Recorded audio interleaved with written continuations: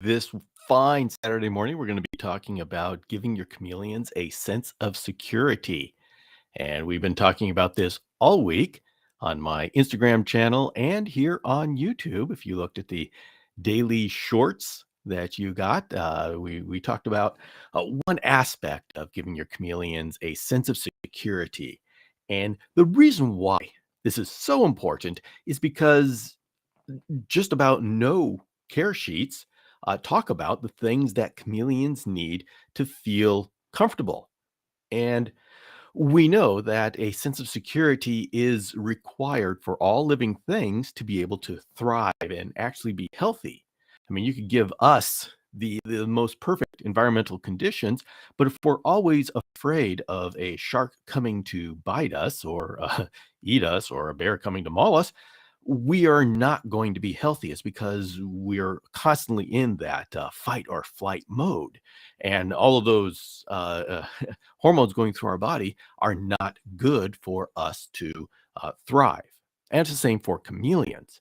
And the big problem with chameleons is they're so different as creatures that it's hard for us to relate immediately. They are totally different when it comes to how they interact with other creatures and their needs. They don't have the need for affection like we do, or dogs or cats. And if dogs or cats or we, let's just take it to human beings, feel like we're not part of a social group, we're not accepted by our group, and people don't like us, that weighs on us. That's hard for us to accept. We are stressed. We get depressed. Chameleons, of course, are totally different. They're solitary animals. They don't necessarily like having other around them, so they don't have that need for affection. When other chameleons are around, that's actually a stress point because now there's a competition for territory and for food and such like that. So uh, the whole concept of security is totally different with chameleons. Now, this is a live session, and so this is a session for interaction. I'm going to talk about chameleon security, but I want to encourage you to type in a message, your thoughts, your comments, your questions, and just put them in at any time. Because as far as the formal presentation, that was in my podcast. So what I did this last week is I had a theme every day. You saw a short video of one concept that went into security for chameleons. And at the end of the week, I released a podcast that allowed me to use all of my words. As you know, I am I am never short on words when it comes to chameleons, and you could just turn me on and I will go forever. And so it was actually a particular challenge putting concepts together in less than 60 seconds. And so every day, that was a challenge for me. I had to do it under 60 seconds. And let me tell you, it was a challenge.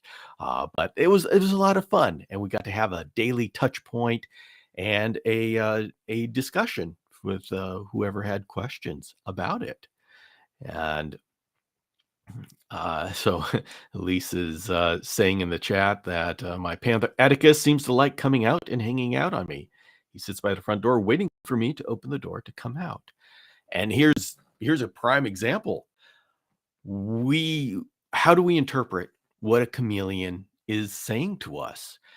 And this is something that we have to be careful about because we so much want to project human qualities to our chameleons. And so we want them to want to come out. We want them to want to sit on our hand and be happy and ride around with us. And this is and I see so many examples of people who misinterpret what their chameleon is telling them. And that is just very harmful for the chameleon. Now, the thing is, there are chameleons that are like that. And if you've got a panther chameleon hanging out by the front of the cage and the cage is fine, and you open the cage and it just walks out on you, then you have one of those small percentages of chameleons that have no fear of humans, and they just view you as a walking tree. And if you have that kind of chameleon, if you've looked inside of you and said, okay, I am not projecting something on this chameleon, and you've said, okay, I'm letting this chameleon do whatever they want to, and they choose to come walk out on me, then embrace, I mean, not literally embrace it, don't literally embrace them, but embrace it. You have a very special experience, and that is incredible, and that is wonderful. Enjoy it for everything it is. I, of course, have had a great number of chameleons, and so I have seen the complete spectrum of attitudes from chameleons, from the ones that will come out and just walk on me, and as actually has no fear at all. And my most famous time of that was when I was trying to record a video telling people not to handle that. Their chameleons don't want to come out. And at that moment, of course, I was in front of an open cage, and my first for minor lesser chameleon Cerno just walked out on my shoulder. So that, of course, was not an effective video, but they do exist. They do exist. But I've also had the complete opposite, where chameleons are so shy and there's nothing I could do to bring them out of that. Not that I try a whole lot. I'm very good with chameleons being shy and just being in their cage and me seeing them every third day. That's okay with me. But uh, you and then there's anywhere in between. So I do have some chameleons that are so shy you can't do anything with them. I have some chameleons that I I literally had to walk into the door and do cage cleaning when the lights were off so this chameleon wouldn't bother me while I was cleaning his cage. And so that's the other extreme. In between is where most chameleons sit, and this is where they're not sure about us as human beings. And this is very pertinent to the topic, because our presence can be and often is a source of stress for chameleons, because everything inside of them is saying that's a predator. That's bigger than us. That mouth is big enough to fit a chameleon. We are, I mean, don't take chances, run away. And so that is what we are fighting against. Now, chameleons are intelligent enough that they can adjust. And I would say my goal for my chameleons is that they are not nervous when I walk into the room and they see me, that I can actually put my hands in their cage and do basic maintenance, and they're not going to freak out. And I like to get it to where they will accept at least the first food item from my hand. And once they have that, they can go off and just eat from their feeder cup. That's what I like all of my chameleons. That's actually the maximum that I expect from my chameleons. I don't expect it. That's what I try to generate in my chameleons. Anything beyond that, yeah, I leave it to their personality. If they want to come out and see me, that's fine. If not, that's fine too. So, so, um, okay, broken code. We'll say he's got a panther that will eat from his hand and come to do it. That's good. That's good. Limit interaction for now while he is young. Yeah, everything on his terms. He may be young, but hey, if he's not stressed by it, then you are fine. Uh, Vicky, I'm taking your chameleon shopping. I'm going to have to say publicly that's not a good idea. 30 chameleons and they all love you. That that sounds like you've got the odds are definitely in your favor if that's true, but taking them shopping is not a good idea, considering all the interaction that they're going to get and the negative interaction they're going to get in the supermarket or wherever you're going to go. Kids reaching out, and I'm not there. I don't see the situation, but to have 30 chameleons like that, I would look elsewhere. I would seriously look into whether they are all like that. So I'm not going to go into it here because I haven't seen the situation, but yeah, that's not the best practices there. Um, so, uh, but anyway, um, the let's see, the the important thing about chameleons is to start slow, and that is um, getting them comfortable with you as a presence in their room. And so, especially this is something we got to look into because of the we're getting more and more hybrid cages. We have to make sure that we're not surprising them by walking into the room. And with hybrid cages, we have the closed off sides, and that leads them to be able to be snuck up on because they don't see what's coming in from the side. And so you want to be very careful where you place your chameleon and the cage and how the view is. Uh, have them pointed towards the door so they can see you coming from a long ways off. Make sure the traffic doesn't come from the side.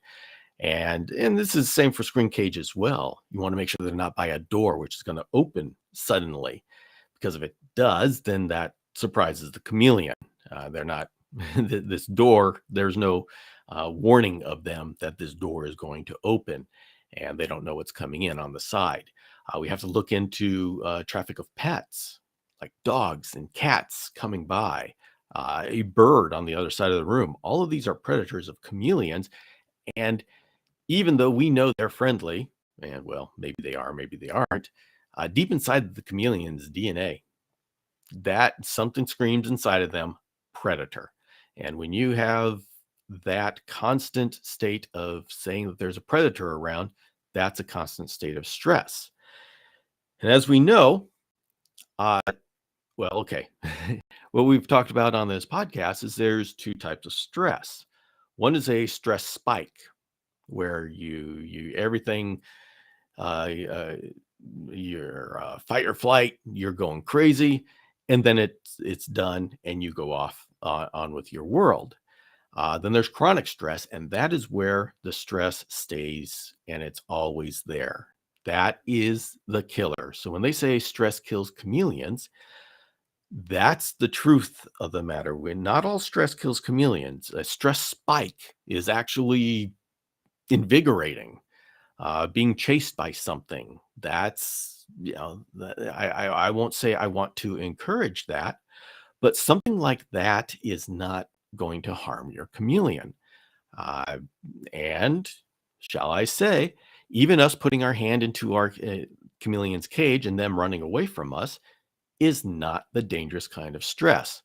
Us putting the chameleon on our hand. Okay, and everybody's going to say, "Wait a minute, Bill. Now you're confusing me. You say don't hold your chameleons." Yes.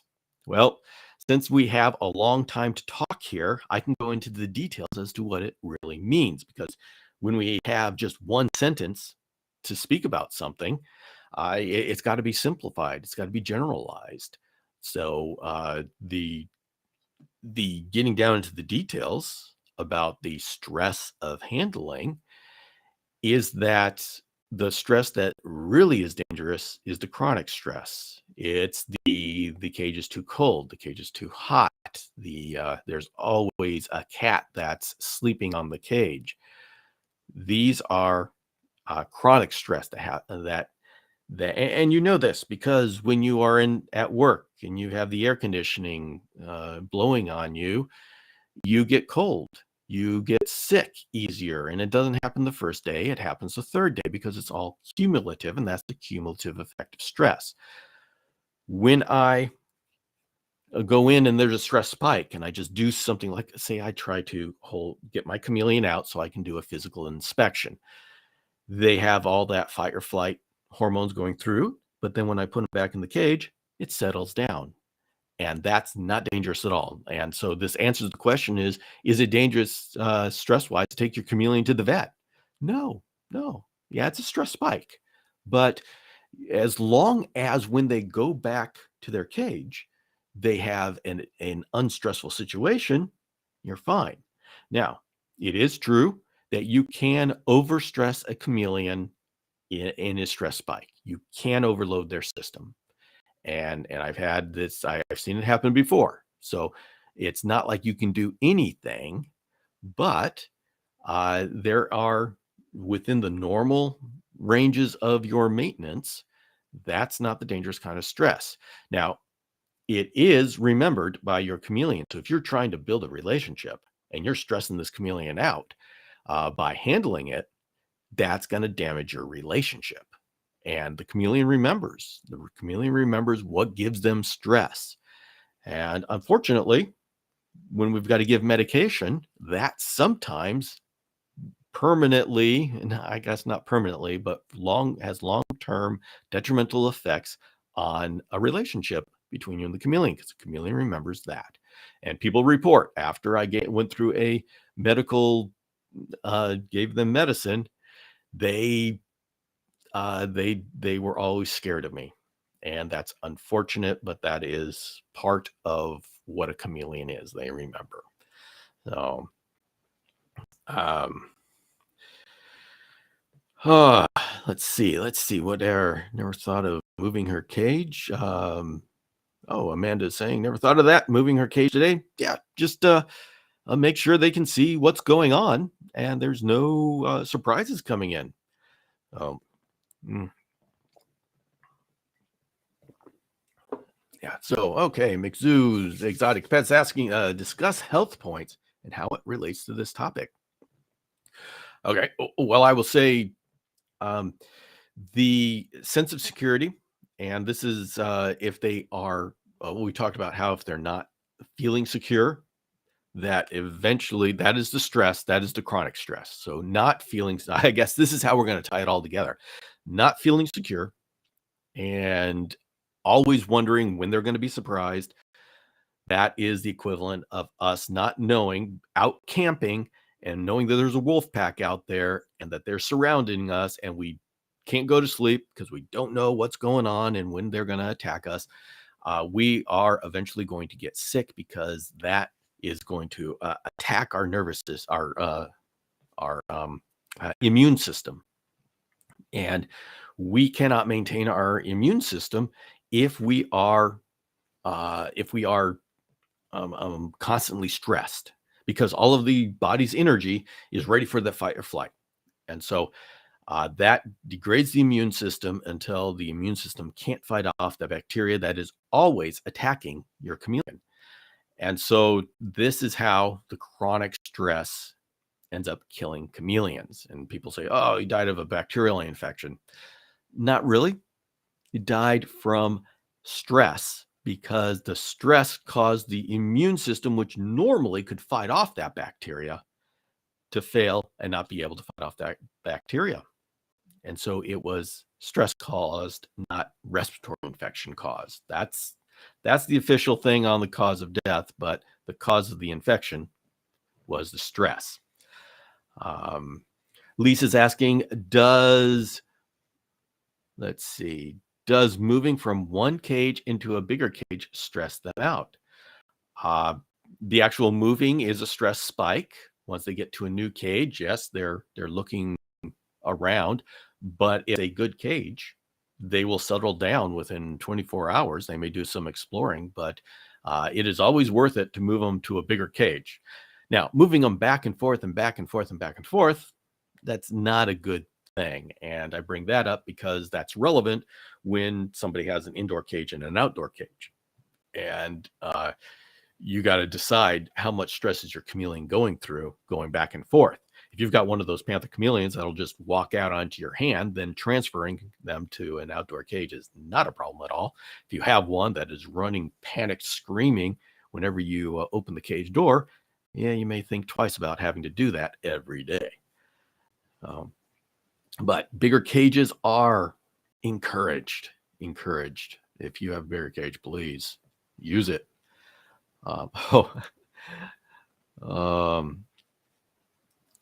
Yeah, this is an interesting one. Emerald Garrett saying he had one that played dead when he tried to give her medicine. um, and yeah, so that's when the chameleon is so scared for their life that they're going to play dead. It is it's really tough. And reptiles do this. They will do this for two reasons. One, they'll play dead because they think that you're going to leave them alone, and then they'll play dead because they're actually on their way to dying and they want to. They've given up on life, and so you got to be. Yeah, it is stressful, but as Garrett's saying, that's medicine. That medicine is saving their life, and so you have to do it. And that's just like a no-win situation that we're in when we have to give medication. And the best thing to do is be very good at giving medication. I know it's difficult if you're doing it the first time, but have your vet show you how to do it so you can do it perfectly. When it comes down to opening their mouth, some chameleons are so easy. If we got to squirt in a little Baytril or Panicure, so easy because you just go near them and squirt. Okay, we're done. And that doesn't damage the relationship a whole lot. But if you have to hold the chameleon, you have to inject the chameleon, you have to force open the mouth because they're not that kind of chameleon. They're like a Jackson's who's very passive, and now you got to force open the mouth. That is traumatic. And this is one reason why we have to be very careful when we have a chameleon that's not eating, and because they're sick inside. What is more damaging, going without food or having their mouth pried open while they're feeling sick and having a cricket stuffed in? There's no easy answer to that because both of them are damaging. And you get a chameleon that's sick, stress will definitely kill that chameleon. So you got to be careful. You got to be careful. Okay. See, God's Demon is asking, what is a good, healthy weight of an adult male veiled chameleon? There's no one answer for that. What you should do, because they grow at different rates, they can grow to different sizes. If they're stunted, then they'll be a lot lower as far as weight, but they can still be healthy. So there really is no answer to that. Let's see. This is a good one here. Is it okay if the chameleon cage has almost no places to look outside of it, like a box, for example? Yeah, we gotta. If you give me what's important about a cage is that the inside of it has everything the chameleon needs. It has the light, it has the water, it has the UVB. Chameleons don't need to see out of the cage. In fact, yes. So, I mean, if I took a good cage, I mean, we don't like the word box here because people think cardboard box, and no, that you don't keep a chameleon there. But obviously, like you said, but say I take a cage, like 2x2x4, or better, say a 4x2x4, and I block off the front so the chameleon can't see out. That is fine. That is actually that is better for the chameleon because then they know they don't have danger coming from the direction of a solid wall. So they have even better security. Now, we can't see in, and they won't get a chance to get used to us. And so, we're keeping them in that state of being very nervous around humans. But sometimes we have to do that. For the people who keep Oweni, Trioceras oweni, that is a three-horned chameleon from the Cameroon region and Congo and around there. And it is such a flighty species. It hates humans. People talk about how when it says a human, it will just flare up and then drop down just by seeing a human. And it will bite. It hates humans. And so you talk to Jurgen van Overbeek, who bred them. He had to essentially create a cage with all solid sides with little peepholes so he could look in. There is the ventilation. You have to have the good environmental conditions, but that's what you got to do for very nervous chameleons. Now, this is what a breeder does, because they're trying to breed the chameleon and give them the most comfort possible. If you have a pet, it's a good idea that they at least get familiar with you. I don't call it taming. I call it familiarity training. So they feel safe seeing you. Most chameleons can get to the point where they feel safe seeing you outside the cage. Going inside the cage, well, that's the next level up. And good morning, everybody. Yes, that's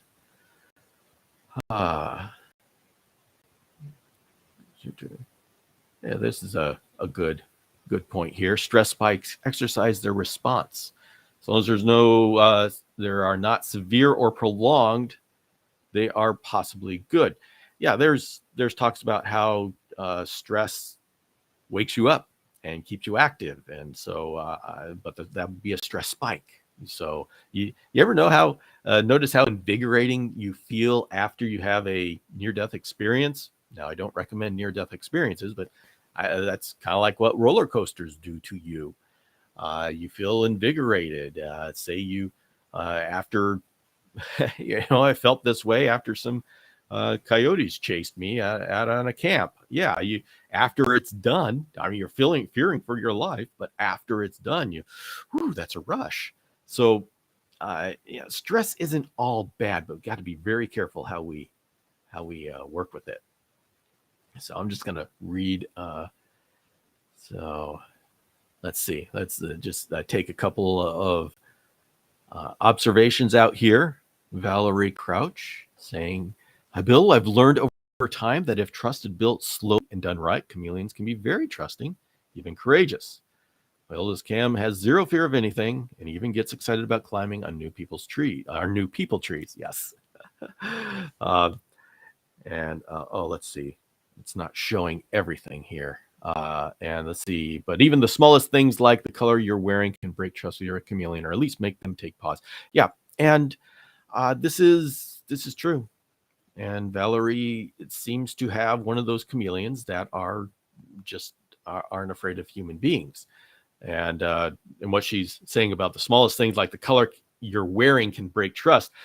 I would say what's happening is you become a different person. So you're not really, and this is just my take on it. Obviously, I'm not a chameleon, but you'll find if you take the color off, then they should go back to treating you like who you are. And so they use visual markers on us. And when we come in looking different, we're not the person they trust. We're a totally different person. We're a stranger. That's why I come in with a baseball cap on, and all of a sudden my chameleon's going, "Hey, we don't know you. We don't like you." So, yeah, that's how chameleons work. So, and this is a very good question here. Broken Code's asking, when would be a good time to try to attempt to start short handling sessions? Cedric is 5 months and has been receptive to hand feeding. Broken Cade, any time would be a good time if you do it right. And sounds like you're doing it right. What you do is you get them, and I need to do a series on this. I'll do a series on this, but basically what you do is you get them hand feeding, and after they're reliably hand feeding, you get them to the point where they're looking forward to you coming. And so I suggest you put it on a schedule. See, every time you can make a chameleon expect something and be comfortable with something, that's points in your favor, because you can establish a baseline and then change something small on that baseline, but they still have that comfort level of that baseline, because chameleons know schedules. Everybody who has their lights on a timer, they know an hour before that timer goes off, the chameleon starts looking for a place to sleep. Most chameleons, I mean, we see that it's common. And so the chameleons understand schedules. And so if you go in at a certain point of time of day and you give them a very special treat, whether it's a superworm or a silkworm or something that they love, make that a habit so they can count on it, and do that before you feed the chameleon. So put in their food afterwards, because you want them to be a little bit hungry to have that. And so every day at 3 p.m., you're coming in with a silkworm, and you, whatever time, whatever feeder your chameleon likes. And so that chameleon starts to expect you at 3 p.m. every day to get their treat. And this is what you want, because they are establishing a comfort level. Comfort levels take time, repetition, consistency. And when you can develop a comfort level, an expectation from your chameleon, you've just all of a sudden overwritten all of the insides that are of them that are saying this is a bad thing to be with a predator like this. But now they're saying, hey, where's my silkworm? They actually start getting demanding. I had a panther chameleon that actually got angry with me that I didn't feed him when I always fed him. It was a long day at work, and I just plopped on the bed which is by my panther chameleon, and he literally, and this is usually when I fed him, he literally started shaking his branch because he had an expectation. Totally wiped out any fear of humans and replaced it with an expectation of me serving him. But if you see what I'm doing, what I'm getting, there's a long way, a long way around. But what I'm doing is, once you get that expectation, you can start changing little things. And so you get that expectation of silkworm. Now change it to where your hand is just like this between your chameleon and the silkworm. What you're doing is you're visually saying, okay, there's a hand here. Let's see, with the camera. Visually, there's a hand here, and put it right below the chameleon, so it's the chameleon can easily crawl on it. Yeah, foreshadowing.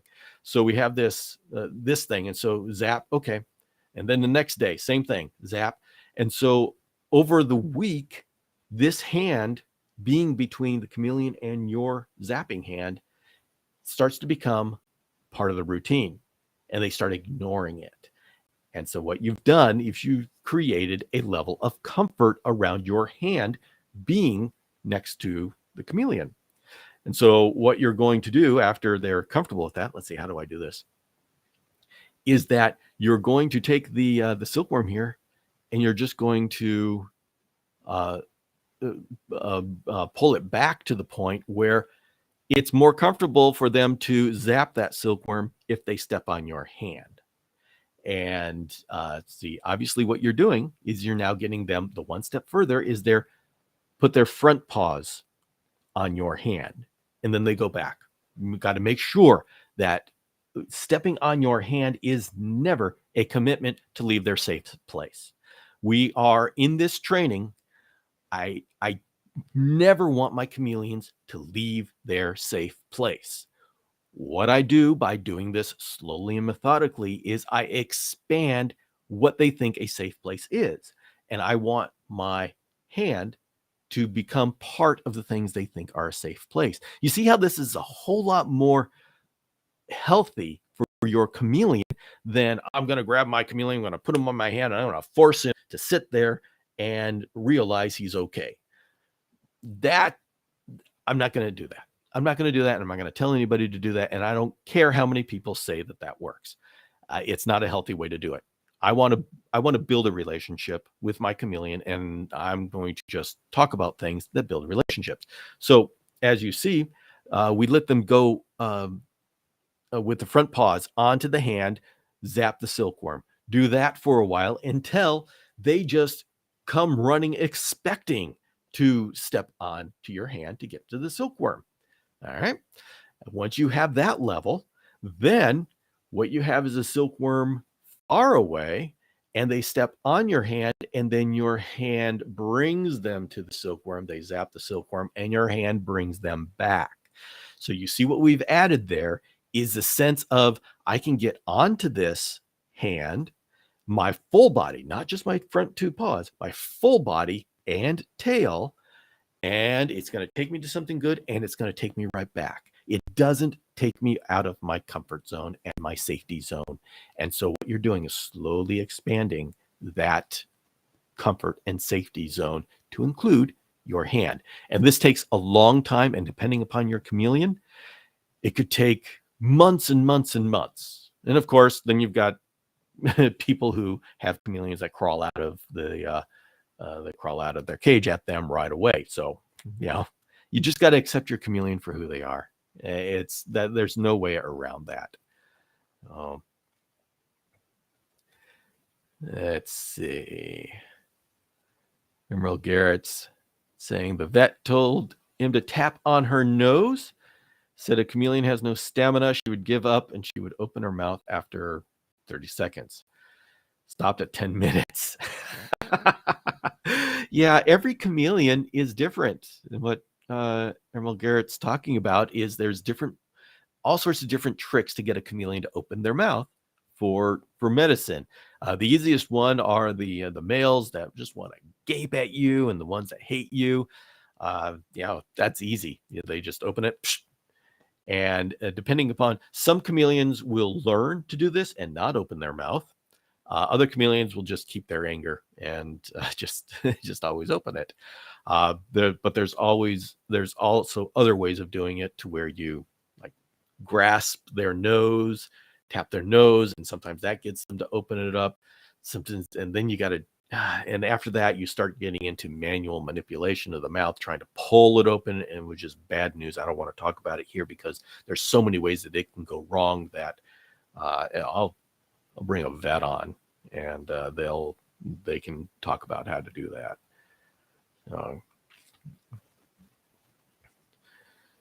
Let's see. Elise is asking, got Atticus from a previous owner, and she gave him water from a dropper. So that's now how he drinks only. Should I try and change how he drinks water, or just keep doing what he's used to? And that's up to you. The problem with having, and if I understand this correctly, this is one of those droppers that you have by hand, and you can go and give it to him. Chameleons will learn to drink in different methods. The problem with having him expect and drink from a dropper is that it always requires you to be there. Starting off, I would say continue doing that. But depending upon how independent you want to be from your chameleon, because they should be able to drink every day, the question is he drinking every time you offer him water from the dropper, or is he only drinking from the dropper? Because those are two different things. If you offer water and he drinks from the water whenever he's thirsty, and then he says, oh, there's a dropper and this is fun, and comes and drinks from the dropper, that's fine. He's not dependent upon the dropper. If he refuses, he ignores all the other water and only drinks from the dropper, that's not a good thing. I don't understand. I mean, we can train animals to do crazy things depending upon our habits. I can't imagine that a chameleon who's not thirsty would ignore water.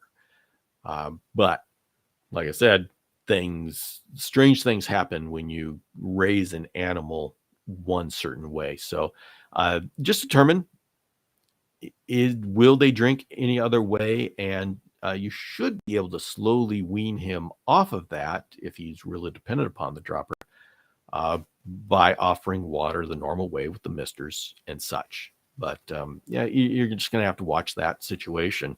You've got a non-standard situation, and so there isn't a whole lot of precedent as to how that should be handled. So you'll have to play it by ear there.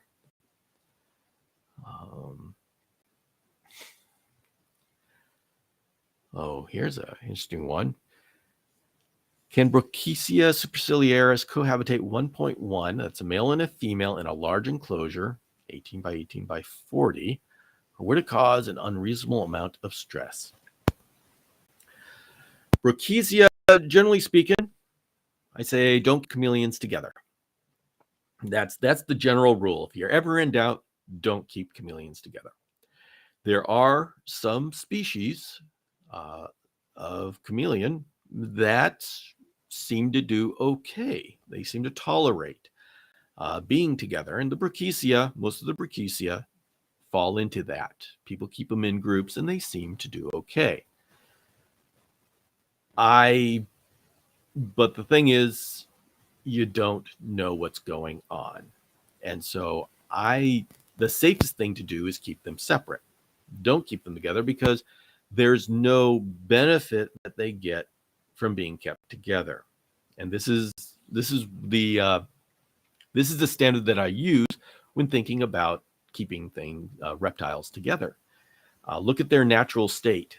Is there a benefit from social groups? And you look at a wolf pack. Yes, I can tell what the social benefit is. You now have competition for resources, but the benefit is you have protection. Wolf cubs need to be raised up, and so that requires a social group for protection to bring in food and then there's defense against other other animals around, and so there are huge benefits. A school of fish. Let's go down in the I don't know how we talk about that. I guess down in the brain power. You go to a school of fish. They are obviously doing it for protection. If a predator comes, they're going to get certain number of the fish, but most will survive. And so there's the benefit. For all of these animals that have social structures, you can see what the benefit is. And that is why they've developed social structures. For the Brachycia and for most reptiles, there isn't a benefit. And so, I would even argue with dart frogs, we shouldn't be keeping them together either. So all of these animals that we keep together are tolerant of being kept together. It's not that that's the ideal husbandry. And that's the case with Brachycia. They can be kept together. They have a high tolerance, and especially in a large, hopefully that 18 by 18 by 40, hopefully that 40 is actually the width and not the height.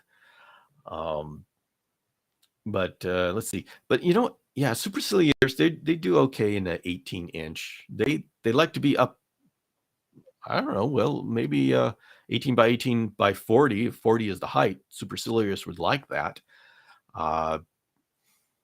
So I personally keep my superciliaris separate from each other because it's very hard to tell where they go at what point they're stressed. Superciliaris, there isn't a whole lot of communication there. It's very subtle. So yeah, I guess my answer is I don't have any answer, but I keep them separate. So I'm not going to tell other people they shouldn't, that it's damaging to the animal. But like many of the answers I give, they are multifaceted and not necessarily come to a very clean conclusion. Welcome to the Chameleon Academy. Let's see what God's demon is saying. My veil hates my hands, but it will eat from my palm or top of my hand if worm is crawling around in it. Had him a year.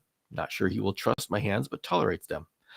This is a perfect example of what the level that most chameleons get to is they can accept you being in their presence. They can accept taking something from your hand, but they don't like going beyond that. That is a common line for chameleons. And at that point, I just accept it. And that's about as much as interaction with the chameleon as we should expect. I mean, chameleons really they're not meant to be a handling pet. So I would say go with it. You've achieved the acceptable level of interaction with your chameleon. It's fine with you being around. I say you've achieved your goal. Anything beyond that is up to the chameleon.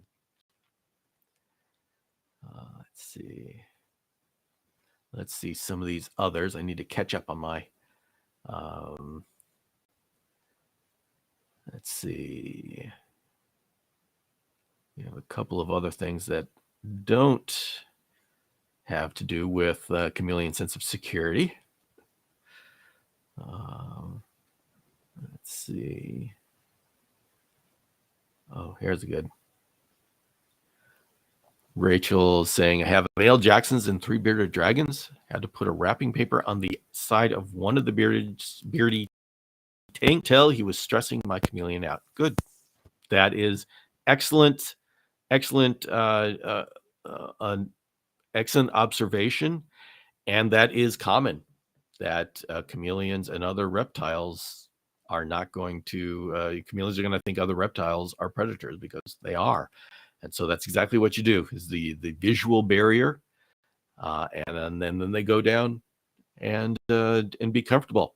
And so this is where, when you have a chameleon room, you end up really liking your visual barriers because your chameleons are separate. At least the chameleons next to each other are visually separated from each other. When they're looking across the room, there is some interaction there, but they tend to get the idea, okay, I'm on my separate tree and that other one can't get to me. So that does work. And so we just have to be careful when we have all these opaque sides, not to surprise our chameleon when we walk in. Oh.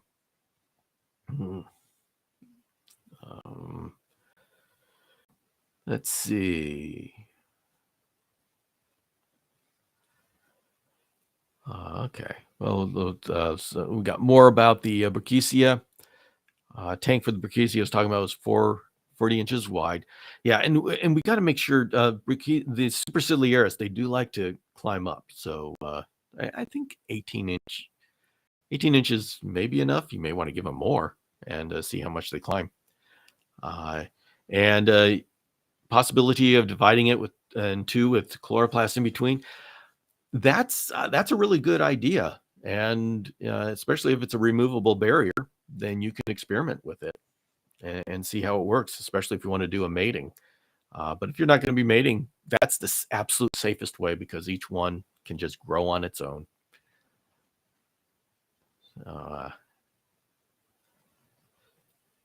Let's see. Okay, Elise is also talking about having a barrier on one side of the enclosure because of a furry critter. That is absolutely, yeah, especially with the furry critters. You got to block sight of the cats.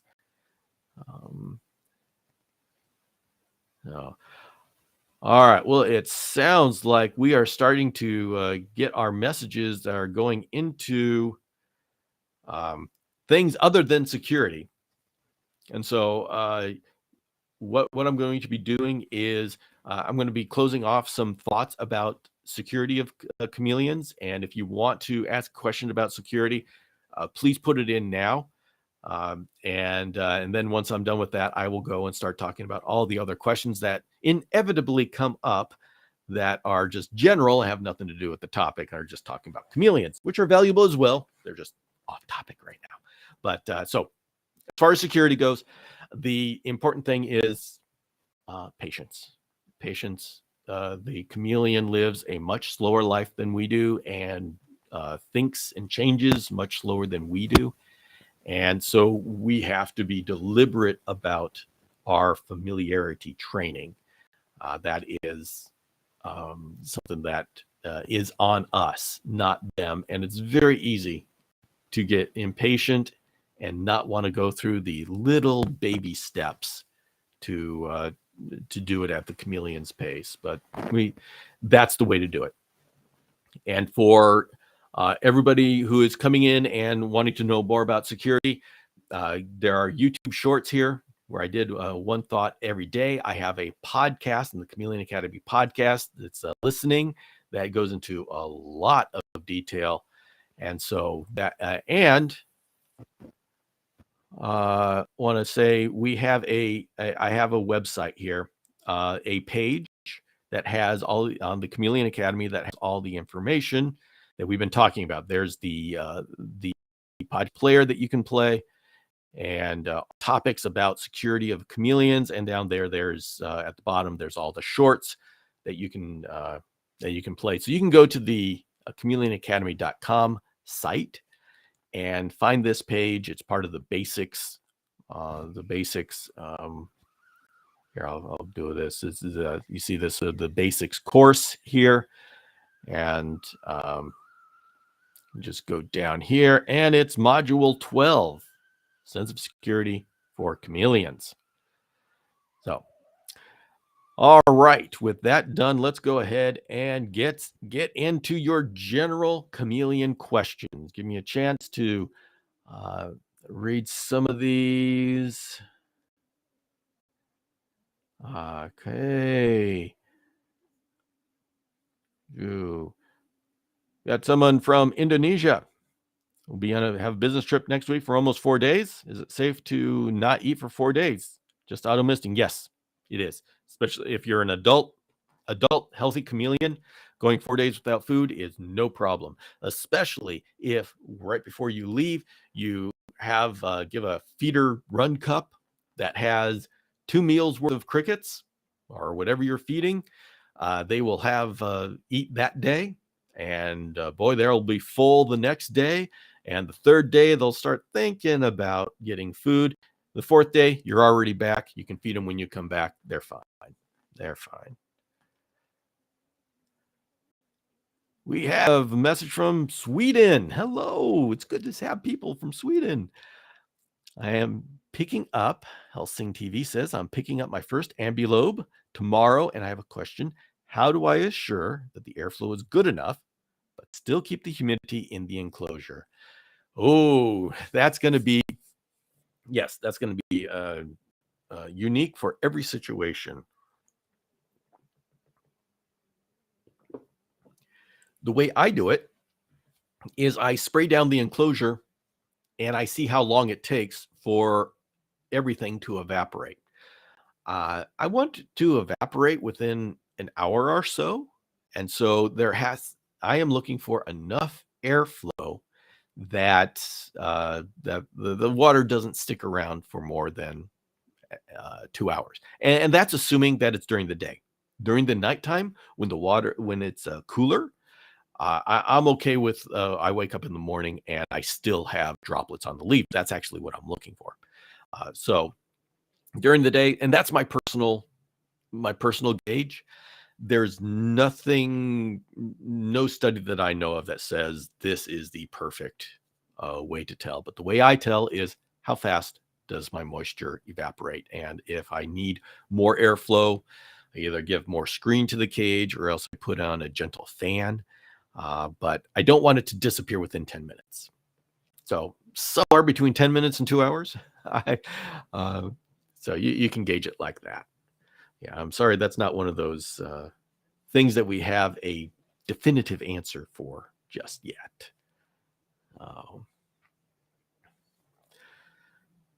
God's demon saying, I've noticed my chameleon watches me prop my head up on some pillows on my couch when I fall asleep. It turns and he mimics. You've got a chameleon mimicking you. Okay. Ed is asking, what age should a baby panther chameleon start showing colors? Oh, well, I would say by 6 months, you should see a little bit of color coming in, but that's if you're dealing with wild caught. We have incredible genetics, and some breeders are individually raising their chameleons, and they are showing colors at 2 to 3 months. I mean, it's amazing. I got a 4-month-old panther chameleon from Ipardalis. That's Jonathan Hill. He raises all of his individually.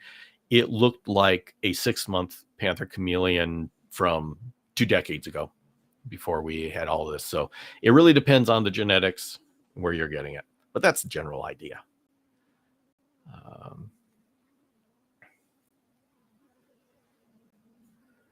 Let's see. Chance saying my 1-year-old male panther started a weird new behavior. He's shedding his feet and tail. Then about a month later, he will shed the rest of his body. Is this normal behavior for chameleons? If the shed is a healthy shed and coming off, hey, allow him to do however he wants to. Don't be concerned about it until it's a bad shed and it sticks around and it doesn't flake off. But that's the way he's doing it. It's the way he's doing it. And so the answer is nothing to worry about. Nothing to worry about. Is Spanish moss a safe method to create a safe hiding place? I wouldn't use Spanish moss. That's too easy for them to try to ingest as trying to get crickets that crawl into it. I suppose it could. I'm going to say it probably. I, I I wouldn't do it. I'd use plants to create the safe hiding place. And the best way to create the safe hiding place, I mean, the easiest way is the pothos devil's ivy. It's so common and it grows so well. It's got such huge leaves and creates a curtain of foliage. That's my way of doing it. Uh, yeah, I think I don't know about Spanish moss. Have to think about that.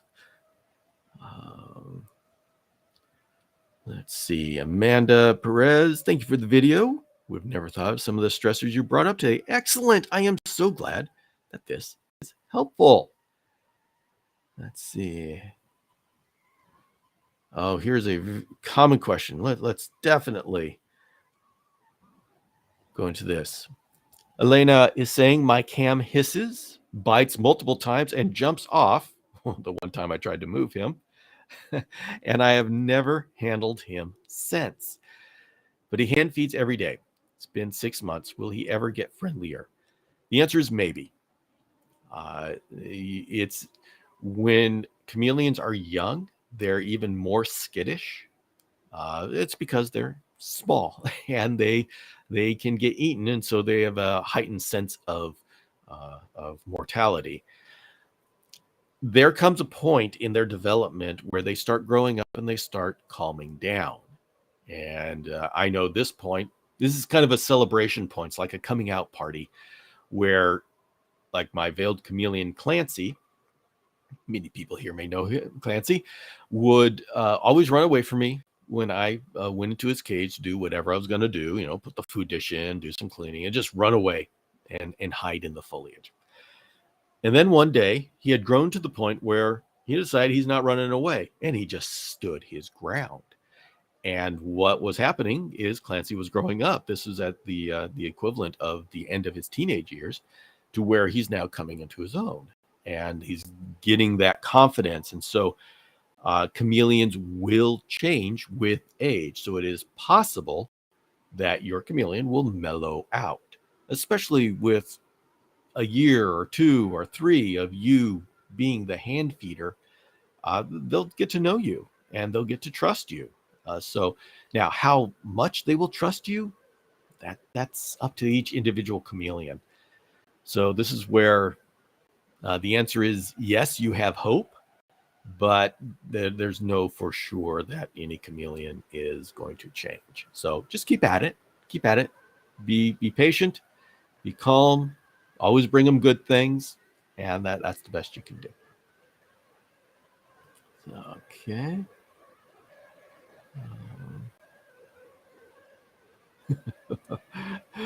And Elena adds on, try to make him feel as comfortable as possible, to the point where I don't clean when he's awake because he hates me so much. Well, here's something. I haven't seen your situation, so right now I'm just guessing. I'm going to throw out a couple of things that could be the situation. Obviously, I haven't seen your setup, so this isn't a criticism. These are just things to consider.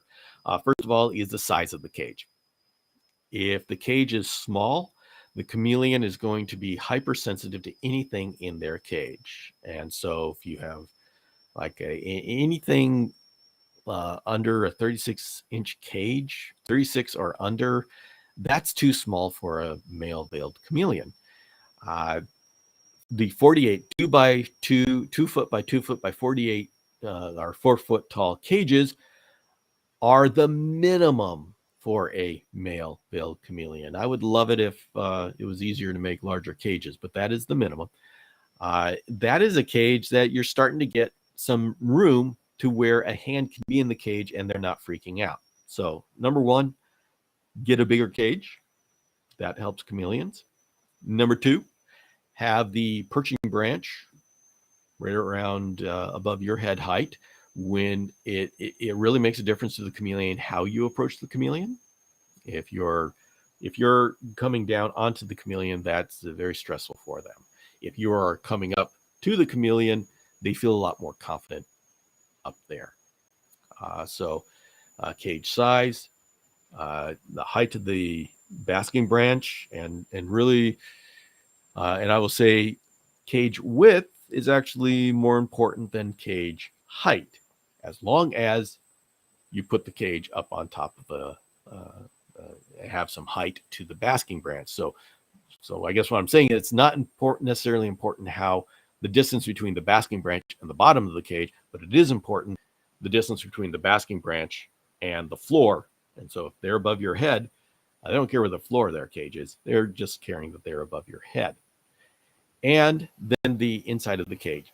Is there any place in the cage that the chameleon can really get away? So all in my cages, they're heavily planted. And so they'll go a day when I can't find my chameleon. And people saw that. I did that a reel on Instagram, a short on YouTube of me trying to find my chameleon.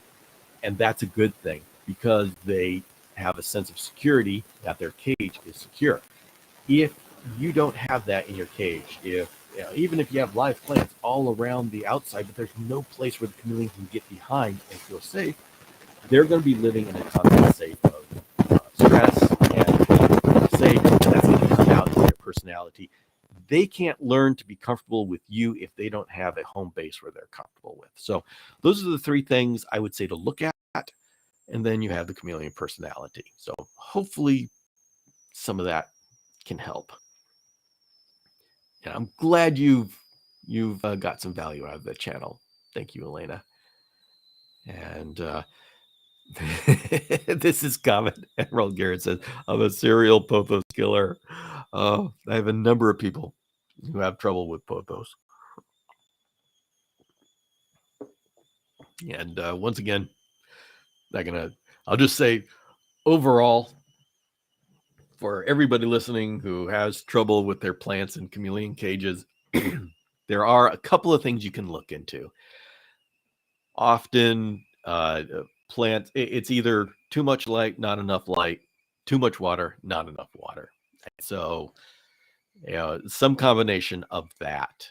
And the one thing that I love to say over and over again is just because you're misting the top of your pothos doesn't mean any of that water is getting to the soil of your pothos. And so if you put your finger in and you test the dirt and it's crusty, even though you're misting every day, multiple times a day, all of that water is bouncing off the leaves. And so that is the one thing that affects me the most. So I generally have a lot of light in my cages, so that's not a problem. And I don't have my pothos under my basking branch, my basking light, so that's not a problem. So it's always the lack of water. But if you have your mist head pointing at the plant and it's just soaking the substrate, pothos can handle that a bit, but other plants can't. So just things to consider. So let's go. Let's see what else is. Let's see. Rachel's saying, I made one of your feeder run cups and then thought it was too deep in the bottom, so I added hot glue and then the roaches were able to run out. Yes. Yes, that becomes a problem. They will take anything possible to get out. And also when you put the and what she's talking about is a feeder run cup. I did a video on this YouTube channel about a feeder run cup where you take a milk jug and you carve out a little area for the crickets and everything to be in at the bottom, but you keep a side and put some shade cloth or something along that side so the crickets and insects can run up, and that movement attracts a chameleon. But if you have that shade cloth or whatever that is too close to the edges, the crickets can get out. If you have any sort of way, any sort of like glue or something that the roaches or things can climb up, they will. And so, you just make a couple of them. Wonderful thing about them is they're cheap. You guys, if anybody's interested in feeder run cup, best way to feed a chameleon in a controlled manner, then there's a video here on my channel on how to do that. Let's see. Hello, Richard. Very good to see you here. Let's see.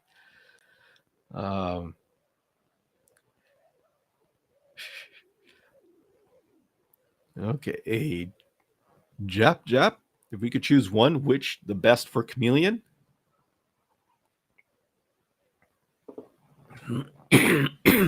Not sure what you mean by that. If you're asking what the best chameleon is, if you can only have one, that is an impossible question to answer. Everybody's got a favorite one, and the chameleon that's best for you really depends on what conditions you can offer. If you can offer a nighttime drop, then the Jackson's chameleons are great. If you generally speaking, Panther chameleons are great. Veiled chameleons are hardy, and so it depends on the conditions that you can provide. But oh my goodness, you can't choose between chameleons and which one's the best. It just doesn't work. And the more chameleon species you know about, the harder it gets. I can tell you that. So,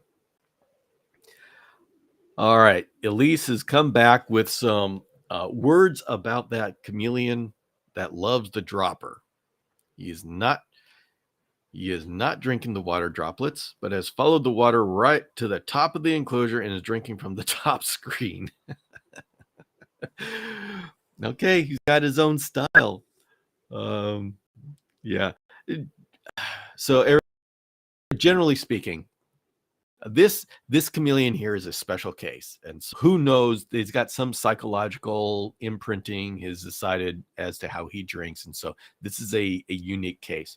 Generally speaking, you like your chameleon to be so hydrated that they don't go after water.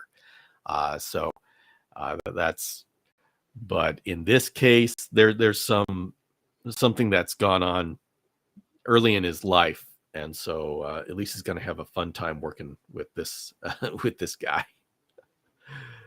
Oh, let's see. Not Joshin saying, I have a Panther in a 2x2x4 foot Reptile. Doing great. Excellent. I have a large Manzanita branch and pothos for him. Do you have any suggestions of what I can add so he has more to climb on or feel safe? Yes. I don't like Manzanita branches because they're so smooth. I would say give him oak. Oak are much better climbing branches and more plants. The one pothos I generally have in my 2x2x4 foot cages, I have 4 plants, 4 potted plants. And the 2 main ones on either side are large pothos or pothos and spider plants, large and bushy, and then there's a network of branches behind them. So you need to make sure that they can get their entire body behind a wall of leaves. And because you're doing a Reptile, you have to take into account all the directions they can see. Because we generally look at a cage from the front and we say, okay, I can't see you from this perspective. It's good. But they know, they're looking out the side and they're saying, but I can see that cat by the door by looking out the side of the cage. So we have to take into account, we have to visually block that either by putting another plant on the side or putting a shade cloth on the side, whatever your situation calls for. But just keep in mind, from your chameleon's perspective, any open screen side is a side that a predator can come and get them. So you want to take that into account and try to give them an area that they can go into that doesn't have any vulnerabilities like that. But yeah, definitely a network of oak branches. I like oak. Network of branches will help them feel secure. And also the type of diameter branches. Make it so they can get their hand either all the way around or halfway around, and that kind of diameter. They like thin branches. And just so you know, thin branches are part of their security because in the wild, thin branches allow them to know if something's coming out to go get them because it shakes. And that's a warning for the chameleon. So they actually have a security tied to thin branches. Something to consider. Oh, hey, David. David just got a dragon serang cage. Excellent. For those who don't know, that's my caging company. And got his first Panther chameleon on Thursday. It's Frodo. And let's see. Panther chameleon is a Sambava from Camouflage Creations. Camouflage Creations has been the pioneer for refining these genetics. And so that is why we have such incredible colored Panther chameleons. Yes, they're incredible coming from the wild, but especially with the efforts from Camouflage Creations, those colors have gone from being in the excited state to actually being in the rest state. And so we are getting some very colorful Panther chameleons due to their breeding efforts. And the one thing that is wonderful about Ed Kammer and how he does his breeding is he's not only breeding for color, he is breeding for vigor and health. And so we haven't run into the problems that other communities have, where it's like pythons are bred just for color and they get these huge, horrible health defects that go along with it. Well, luckily, the person that's really pioneered the breeding of the Panther chameleons has made it very important that health be part of that. And so that's why we have the situation we have right now, where we have incredibly colorful Panther chameleons, but we still have very healthy stock. And so he does a lot of bringing in wild blood. And so you went to a good place. So let's see. All right, we have some numbers here. I'm going to actually have to read this one. Lena is using a 2x2x4 foot now for him. I was thinking about upgrading to the Exoterra screen terrarium 90 by 45 by 90. Now I'm going to do some quick because I am. Okay, that's 3. Oh, okay. That's the yes. That Exoterra screen terrarium, the 90 by 45 by 90, and to my American, that's the 36-inch by 18-inch by 36-inch, the standard wide. That is an excellent cage for chameleons. At least the dimensions. The things about that cage you have to watch out for are, number one, you've got to put it up high. So like I said, they don't care where the bottom of the cage is. They care where their basking branch is with respect to your head. So put it up high on a counter or a dresser. And you got to be, and that one is very much like the reptile breeds, where they don't have a drainage tray. They just have a substrate tray, which is inside the cage, which means all of the water gets mixed in with the poop and the escaped feeder insects, and it's an unsanitary situation. So you got to figure out how to get the water out of the cage and into something else. But as far as the dimensions go, that's a good dimension for veiled Panther injections, as long as you put it up high. If you put that cage down on the floor, you're going to have a very stressed out chameleon because they don't like to be down below everything. And 36 inches is not enough height for them to feel secure. 48 inches is not enough height, but it's a little bit better. So put that cage up and you'll do fine.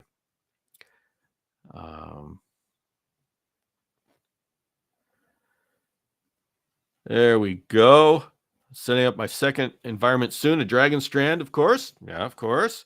Thinking of hanging from the ceiling nearby a foot tall, colorful paper mache toucan I bought in Mexico. See, since this person is coming in from Facebook, I don't have the name of this person, and I would say this is someone trolling me. But everybody else don't put up paper mache toucans. Toucans eat lizards. Yes. It'll chance is Do you ever go into the woods searching for plants or sticks for your chameleons? I absolutely, that's how I do it. I look for, I don't get plants, I get oak branches. And, um, and and I get them from the wild. I love it. Never had a problem. And I know people get nervous about that. And well, go ahead and sterilize it however you want to. But nope. I don't worry about it. I brush off all the spiders and anything I can find, but no, I put them directly from nature into my cage. Oak branches are great. Oh, maybe this if this is Richard from Facebook. He wasn't trolling me. He was actually asking the question, will this looming bird, we're talking about the bird toucan by the chameleon cage, stress the chameleon out? Probably.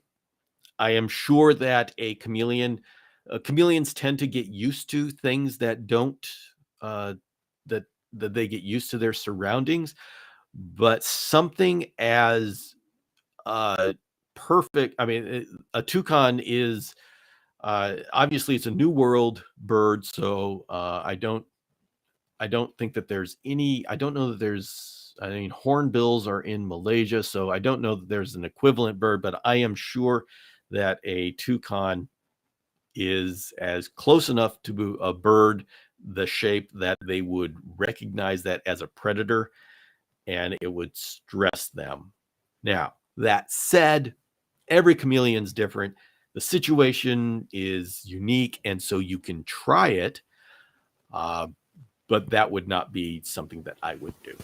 And I hope you didn't didn't take offense at the last point where I assumed I was being trolled, because I can't see names, so I don't know. Every now and then I get somebody who um, wants to give me a hard time, but no. So I wouldn't do it, just because chameleons are very visual and they know the shapes very well. Let's see. Not Joshin says, my yard has a lot of oak trees. You are lucky.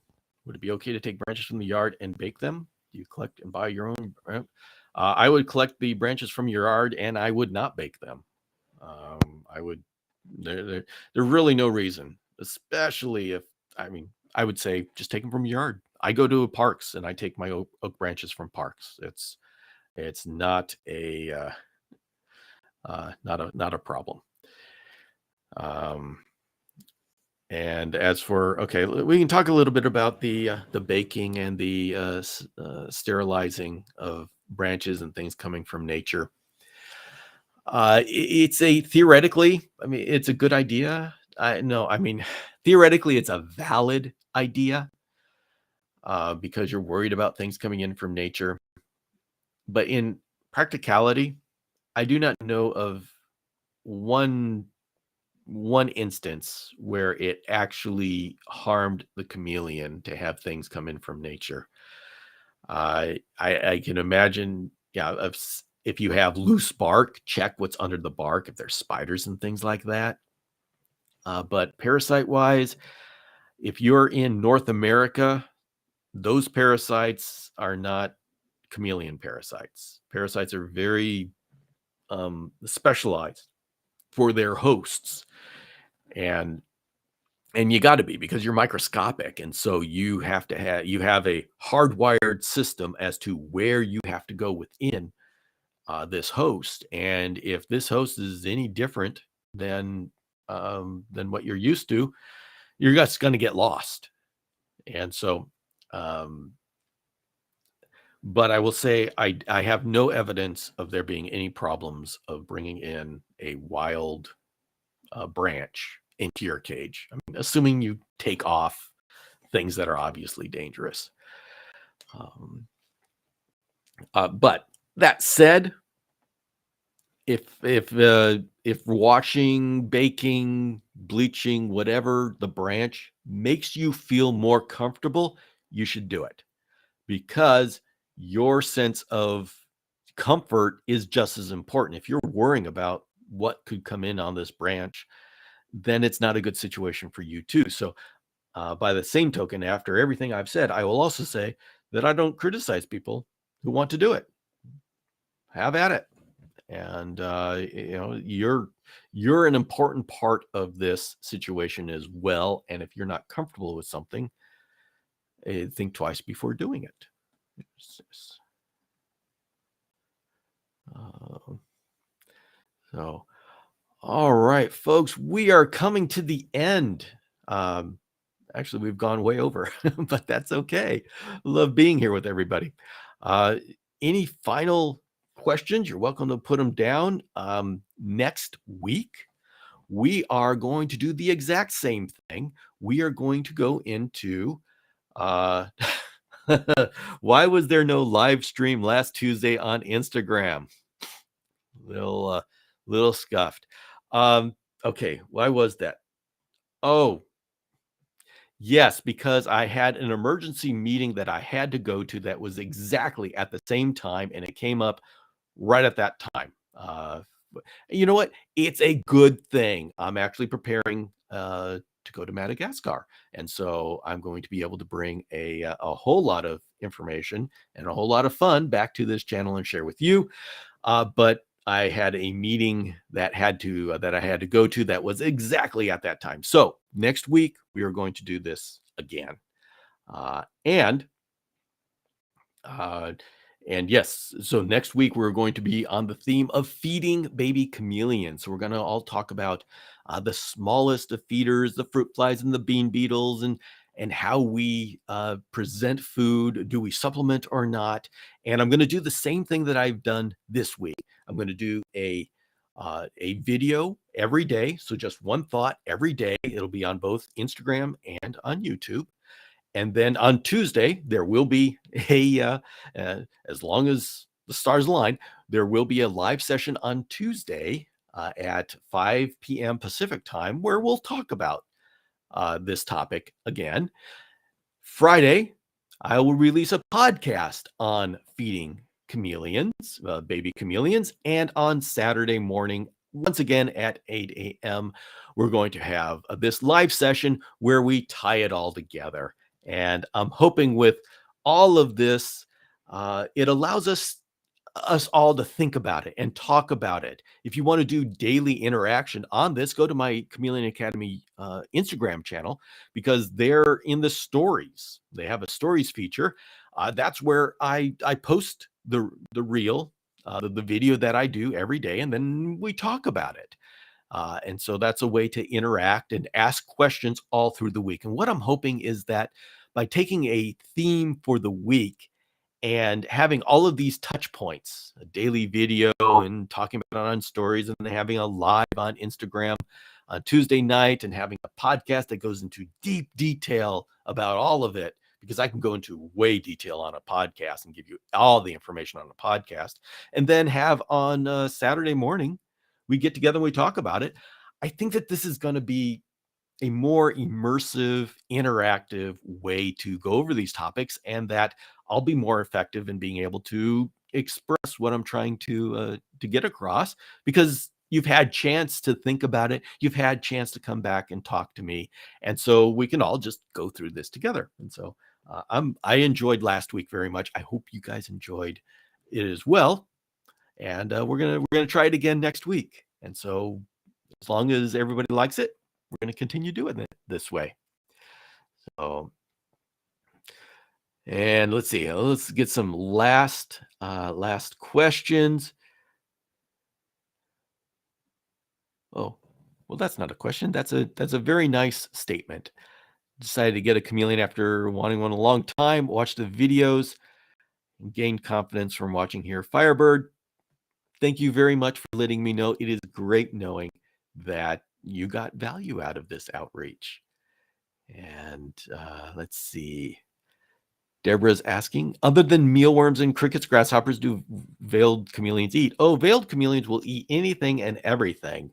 I give them crickets. I give them dubia roaches. I give mine superworms, black soldier fly larvae, and the flying parts, flying insects, and anything else that I can find. Yeah, veiled chameleons, they'll eat anything, and it's wonderful. I don't do much with mealworms. I prefer the superworms. Um, nice and bigger. But yeah, anything that you can find at the feeder store or these online feeder insect providers, give them a variety. Silkworms, hornworms, they're all wonderful. Uh, Elise, thank you very much. You're very welcome. Let's see. Oh, God's Demons coming up with another. How good are chameleons hearing? Uh, Not very good. They don't get bothered by much by sound. You're slightly concerned about hearing wind chimes. I would be concerned about them seeing the wind chimes because that movement may make them nervous. But hearing it, I wouldn't worry about it. Unless you have some evidence that you say, hey, the wind chimes start up and they go crazy and they can't see it, let me know that because that's an interesting data point. But as long as they can't see the wind chimes, you shouldn't notice any reaction when the wind chimes start up. But once again, let me know if you actually do. Um, Hey, not Joshin. Just discovered you last night, and to experience the live stream Q&A is awesome. I am glad you are enjoying it. Yeah, not Joshin was on my live stream for my Reptile Entrepreneur. For those, I actually have another show for those that are interested. I have a show called the Reptile Entrepreneur Podcast. It does have a YouTube component that I'm starting to build up, but it's mostly a podcast, and I work on it on Instagram.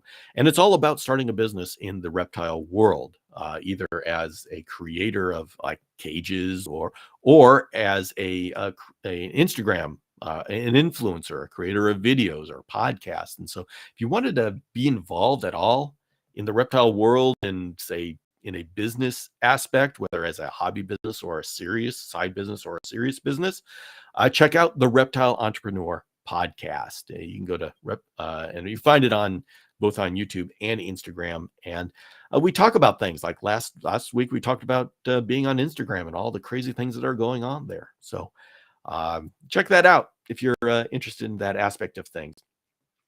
And other than that, I'm going to sign off here. I want to say thank you very much, everybody, for joining in. And let's get ready for a great week about learning about feeding baby chameleons. This is especially relevant. It's become a whole lot more relevant since people started selling eggs.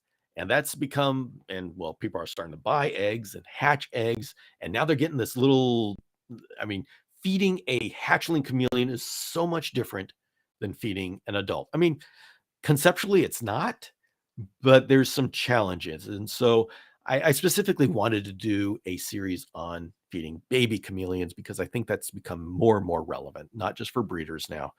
And so we're gonna go over that, and we're gonna spend the week doing it. So I invite you to spend as much of that week doing that as you want to, and we'll be doing full interaction every day on Instagram.